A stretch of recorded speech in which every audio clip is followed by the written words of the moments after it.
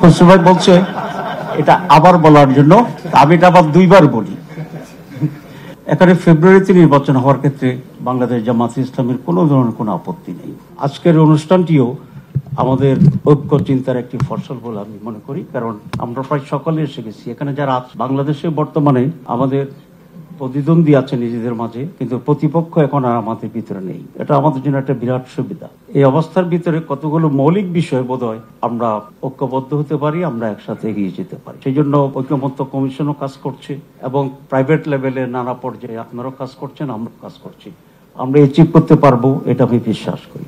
আমরা শুরু থেকে বলেছিলাম যে বিচার এবং সংস্কার এই দুটি আমাদের জন্য এই মুহূর্তে সুযোগ আছে, প্রয়োজন আছে, তো সবসময় প্রয়োজন ছিল, কিন্তু এখন সুযোগটা তৈরি হয়েছে। এই অপরচুনিটিটাকে আমাদের সকলে আন্তরিকভাবে কাজে লাগানোর চেষ্টা করা উচিত বলে আমরা মনে করি।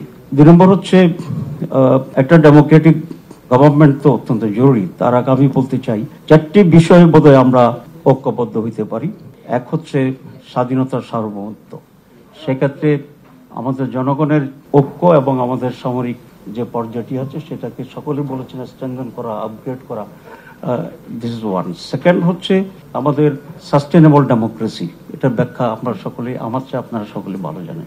2 নম্বর হচ্ছে একটা ফেয়ার ইলেকশন, যেটার অভাবের কারণে বাংলাদেশ আজকে এরকম অবস্থায় পতিত হয়েছিল বিফোর 5th of August। আর করাপশন ফ্রি বাংলাদেশ, এটা আমাদের জন্য একটা মেজর ইস্যু। আমরা যদি এখানে একমত হইতে পারি তাহলে আমি মনে করি আমরা অনেক দূর অগ্রসর হতে পারবো। লাস্ট আমি যে কথাটি বলতে চাই, যেহেতু অনেক কথার সময় নেই, সেটা হচ্ছে একটি ইলেকটেড ডেমোক্রেটিক গভর্নমেন্ট আমাদেরকে অনেক সমস্যার সমাধান করতে পারে।